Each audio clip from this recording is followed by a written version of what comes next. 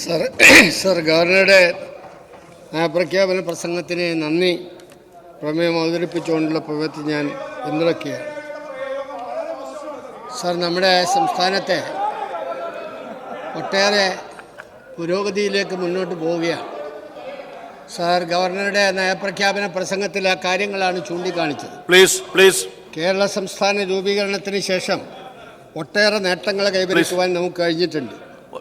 ആരോഗ്യ ചന്ദ്രശേഖർ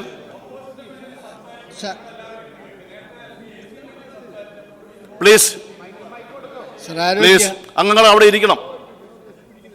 സർ, ആരോഗ്യ വിദ്യാഭ്യാസ ക്ഷേമ മേഖലകളിൽ ലോകത്തിന് തന്നെ മാതൃകയാക്കാൻ കഴിയുന്ന മാറ്റങ്ങളാണ് ഇവിടെ ഉണ്ടായിട്ടുള്ളത്. ഈ കാര്യങ്ങളൊക്കെ തന്നെയാണ് നയപ്രഖ്യാപന പ്രസംഗത്തിലെടുത്ത് കാണിച്ചത്.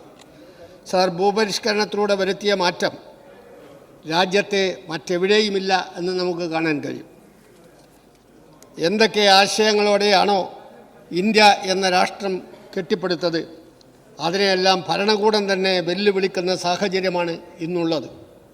സർ, ഇന്ത്യ എന്ന ബഹുസ്വര രാഷ്ട്രവും അതിൻ്റെ അടിസ്ഥാന ശിലയായ ഫെഡറലിസവും കടുത്ത വെല്ലുവിളികൾ നേരിടുകയാണ്.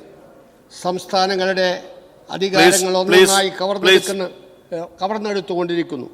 സർ, പ്രതിപക്ഷ പാർട്ടികൾ ഭരിക്കുന്ന സംസ്ഥാനങ്ങളെ ഞെരിച്ചു കൊല്ലാൻ വേണ്ടിയുള്ള കേന്ദ്ര സർക്കാരിൻ്റെ നീക്കം നമുക്ക് നേരിട്ട് കാണാൻ കഴിയുന്നു.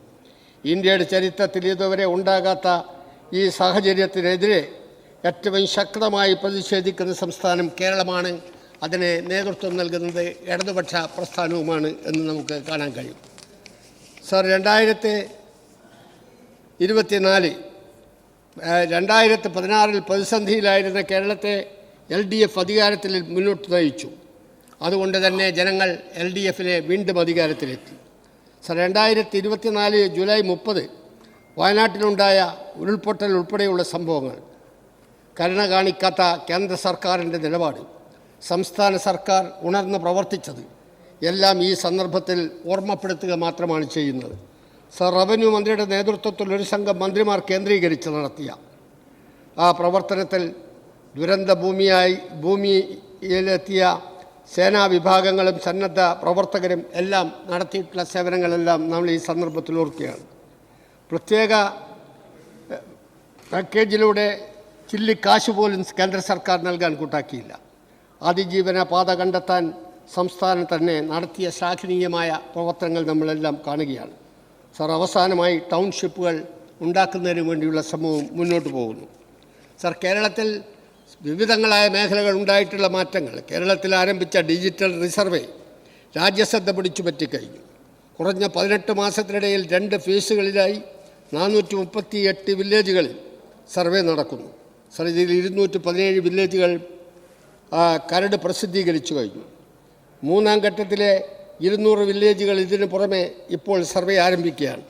സർ, ഈ ചെറിയ കാലത്തിനിടയിൽ 42.63 ലക്ഷം ലാൻഡ് പാർസലുകളിലായി 5.73 ലക്ഷം ഹെക്ടർ ഭൂമി പൂർണ്ണമായി അളന്ന് തിട്ടപ്പെടുത്താൻ കഴിഞ്ഞു എന്നുള്ളത് നമ്മൾ ഏറ്റവും അഭിമാനമുള്ള കാര്യമാണ്.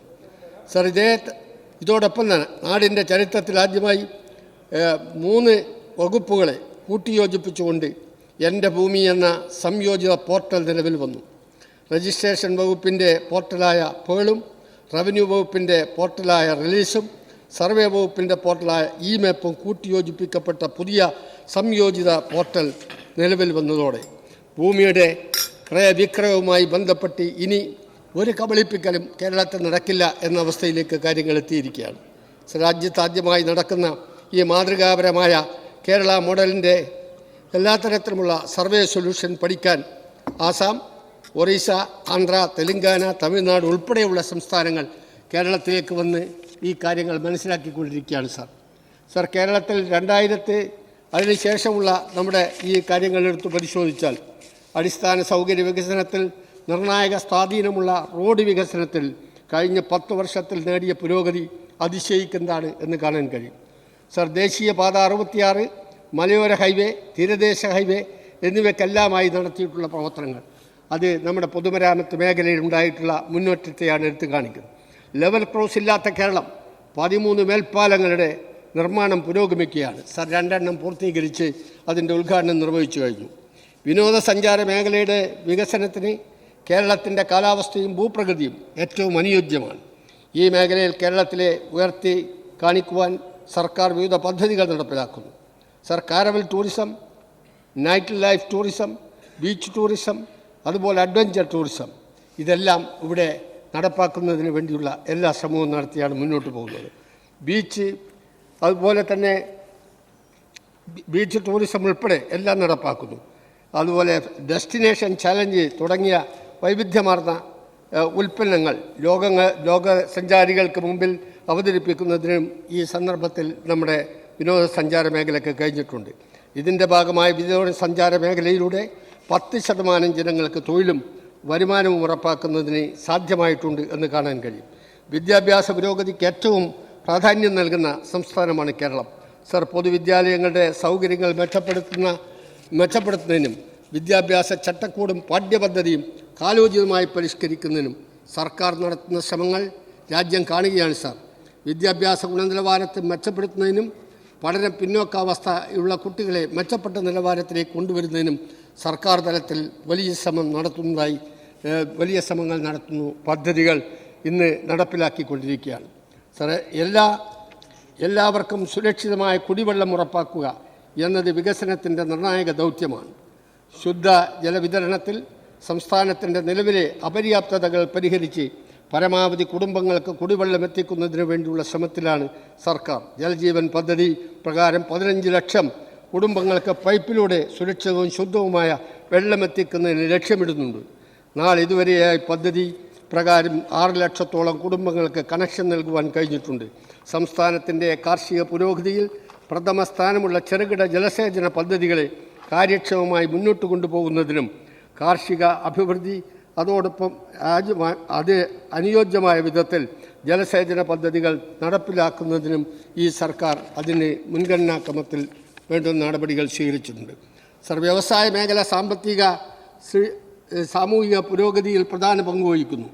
2050 ലോകത്തുണ്ടാകുന്ന 75% തൊഴിലുകളും STEM അഥവാ സയൻസ്, ടെക്നോളജി, എഞ്ചിനീയറിംഗ്, മാത്തമാറ്റിക്സ് മേഖലകളിൽ നിന്നായിരിക്കുമെന്ന് വിദഗ്ധ അഭിപ്രായം നമുക്ക് എല്ലാവർക്കും മനസ്സിലാക്കാൻ കഴിഞ്ഞാണ്. അത് മുന്നിൽ കണ്ടുകൊണ്ടുള്ള ഇടപെടലുകളാണ് സംസ്ഥാന സർക്കാർ നടത്തുന്നത്. രാജ്യത്തെ ആദ്യത്തെ ജനAI കോൺക്ലേവ് കേരളം വേദിയായി കഴിഞ്ഞിരിക്കുന്നു. 2025 ആഗോള നിക്ഷേപ സംഗമം സംഘടിപ്പിക്കുവാൻ വേണ്ടി ഒരുങ്ങുകയാണ്. വ്യവസായ സൗഹൃദ സൂചികയിൽ ടോപ്പ് അച്ചീവർ പദവി നേടിക്കഴിഞ്ഞിരിക്കുകയാണ് കേരളം. ഒന്നാമത് ആയി നമ്മൾ ഇപ്പോൾ നിൽക്കുന്നു. നമ്മുടെ സംരംഭ വർഷ പദ്ധതി വ്യവസായ മേഖലയിലെ ബെസ്റ്റ് പ്രാക്ടീസായാണ് വിലയിരുത്തിയത്. 3 ലക്ഷത്തിലേറെ സംരംഭങ്ങൾ 20,500 കോടിയിൽ അധികം രൂപയുടെ നിക്ഷേപം ആകർഷിക്കാനും 7 ലക്ഷത്തോളം തൊഴിൽ സൃഷ്ടിക്കാനും കഴിയുന്നു എന്നുള്ളതാണ്. പുതിയ സ്റ്റാർട്ടപ്പുകളിലൂടെ 55,000 തൊഴിലവസരങ്ങളുണ്ടായി. IT കയറ്റുമതി 34,000 കോടിയിൽ നിന്ന് 90,000 കോടിയായി. ഇതോടൊപ്പം പരമ്പരാഗത വ്യവസായങ്ങൾക്കും കാർഷികാധിഷ്ഠിത വ്യവസായങ്ങൾക്കും മുൻഗണന നൽകുക കൂടി വേണം എന്നതുകൂടി ഈ സന്ദർഭം സൂചിപ്പിക്കുകയാണ്. അപ്പോൾ മാത്രമേ സ്ഥായിയായ വികസനത്തിലേക്ക് നമുക്ക് മുന്നേറാൻ കഴിയൂ.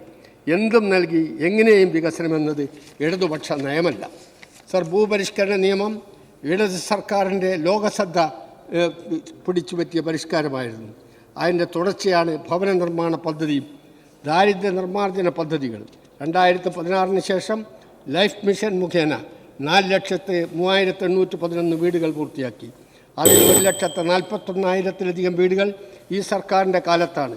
മത്സ്യത്തൊഴിലാളി പുനർഗേഹം പദ്ധതിയുടെ ഭാഗമായി 2,300 വീടുകൾ നൽകി. 944 ഫ്ലാറ്റുകളുടെ നിർമ്മാണം പുരോഗമിക്കുകയാണ്. 2021 മെയ് 30/9/2024 വരെയായി ലൈഫ് ഭവന പദ്ധതിയിലൂടെ 2,29,415 വീടുകൾ അനുവദിച്ചു. 1,54,547 കുടുംബങ്ങൾ ഭവന നിർമ്മാണം പൂർത്തിയാക്കി. ബാക്കിയുള്ള 74,868 വീടുകളുടെ നിർമ്മാണം വിവിധ ഘട്ടങ്ങളിലാണ്. ആരോഗ്യ മേഖലയിൽ കേരള സർക്കാരിൻ്റെ ഇടപെടലുകൾ മെച്ചപ്പെട്ടതാണ്. രാജ്യത്ത് ഏറ്റവും കൂടുതൽ സൗജന്യ ചികിത്സ നൽകുന്ന സംസ്ഥാനമാണ് കേരളം. കുടുംബാരോഗ്യ കേന്ദ്രങ്ങളെ ലക്ഷ്യമിട്ട 886 സ്ഥാപനങ്ങളിൽ 683 എണ്ണവും പൂർത്തീകരിച്ചു. 42 ലക്ഷം കുടുംബങ്ങൾക്ക് കാരുണ്യ ആരോഗ്യ ഇൻഷുറൻസ് പദ്ധതികൾ ഗുണം ലഭ്യമാക്കി. എല്ലാ നേട്ടങ്ങൾക്ക് നടുവിലും ഒന്ന് പറയേണ്ടതുണ്ട്. സർക്കാർ ആശുപത്രികൾ അതിനെ മാത്രം ആശ്രയിക്കുന്ന പാവപ്പെട്ട ആളുകൾ ഈ സാധാരണക്കാരായ ജനങ്ങൾക്ക് മാന്യമായ പെരുമാറ്റവും മികച്ച സേവനങ്ങളിൽ ലഭിക്കുന്നു എന്ന് ഉറപ്പുവരുത്താൻ നമുക്ക് കഴിയണം. സർ, അതിനനുകൂലമല്ലാത്ത നിലപാട് സ്വീകരിക്കുന്നതിന് ഒരു കാരണവശാലും അംഗീകരിച്ചു കൊടുക്കാൻ കഴിയില്ല. ഒരു സംഘടനയുടെ നീക്കത്തിലും അത്തരം പ്രവർത്തനങ്ങളെ അംഗീകരിക്കാൻ കഴിയുന്നില്ല. ക്ഷേമരാഷ്ട്ര സങ്കല്പത്തിൻ്റെ അടിസ്ഥാനത്തിൽ രാജ്യത്ത് ആവിഷ്കരിച്ച് നടപ്പാക്കിയ സാർവത്രിക റേഷൻ സംവിധാനം ഇല്ലാതായിട്ട് സാർ ഏറെ കാലമായി. വിപണിയുടെ മൂല്യ വ്യവസ്ഥകൾക്കും ചിന്താ പദ്ധതിക്കും രാജ്യം വഴങ്ങിയതിൻ്റെ തിക്തഫലങ്ങളിലൊന്നായിരുന്നു അത്. ഇപ്പോൾ പ്രാബല്യത്തുള്ള തരംതിരിച്ച റേഷൻ സംവിധാനത്തെ തന്നെ തകിടം മറിക്കാനുള്ള ഗൂഢയുക്തികൾ അണിയറയിൽ പാകപ്പെടുത്തുകയാണ്. സർ, ഭക്ഷ്യഭദ്രത ഉറപ്പുവരുത്തുന്നതിനായി എല്ലാവർക്കും റേഷൻ കാർഡ് എന്ന പദ്ധതി വിജയകരമായി നടപ്പിലാക്കി വരുന്ന സംസ്ഥാനമാണ് കേരളം. സാങ്കേതിക പ്രശ്നങ്ങളെല്ലാം പരിഹരിച്ച് സാർ 5,08,421 പുതിയ റേഷൻ കാർഡുകൾ ഈ സർക്കാരിൻ്റെ കാലത്തിൽ ഇവിടെ വിതരണം ചെയ്യുകയുണ്ടായി. ഭിന്നശേഷിക്കാരായ കുട്ടികൾക്ക് ഉൾപ്പെടെ താമസിക്കുന്ന ക്ഷേമ സ്ഥാപനങ്ങൾക്ക് 8,012 കാർഡുകൾ നൽകുകയുണ്ടായി. പോരാത്തതിന് താമസിക്കുന്ന ഒരു തെരുവോരത്ത് താമസിക്കുന്ന പാവപ്പെട്ടവർക്കും ട്രാൻസ്ജെൻഡർ വിഭാഗത്തിനും ആധാർ പരിശോധന നടത്തി പുതിയ കാർഡുകൾ നൽകുന്ന സംവിധാനമുണ്ടാക്കി. സാർ, സ്റ്റോറുകൾ ആരംഭിച്ചു. മറ്റു കൂടുതൽ കാര്യങ്ങൾ പറയുകയല്ല സാർ.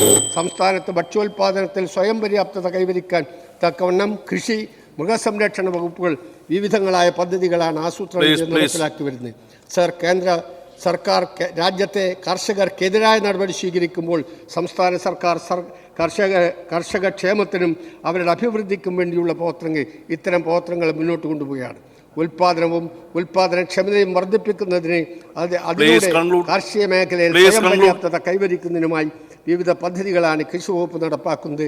അതുപോലെ മൃഗസംരക്ഷണ വകുപ്പ് ഉൾപ്പെടെ ഒട്ടേറെ മേഖലകളിൽ സ്വയം പര്യാപ്തതയ്ക്ക് വേണ്ടി ശ്രമിക്കുന്നു. പാലുൽപാദനത്തിൽ സ്വയം പര്യാപ്തത കൈവരിക്കുന്നതിന് വേണ്ടിയുള്ള ശ്രമമാണ് ഈ മൃഗസംരക്ഷണ വകുപ്പ് നടപ്പാക്കുന്നത് എന്നുകൂടി ഈ സന്ദർഭത്തിൽ സൂചിപ്പിച്ചുകൊണ്ട് വാക്കുന്നു. സർ, ഞാൻ ഈ നന്ദി പ്രമേയത്തെ എതിർക്കുകയാണ് സർ. 9 കൊല്ലത്തെ ഭരണം കൊണ്ട് സർ നമ്മുടെ സംസ്ഥാനം എവിടെയാണ് എത്തി നിൽക്കുന്നത്? പണമില്ലാത്തതിനാൽ പ്രഖ്യാപിച്ച പദ്ധതികളിൽ പകുതി ആദ്യം വെട്ടിക്കുറച്ചു. പിന്നെ അതിൻ്റെ പകുതിയും വെട്ടിക്കുറയ്ക്കുന്ന ശ്രമത്തിലാണിപ്പോൾ സർക്കാർ. അത് മന്ത്രിമാർക്കൊക്കെ നന്നായിട്ട് അറിയാം സർ.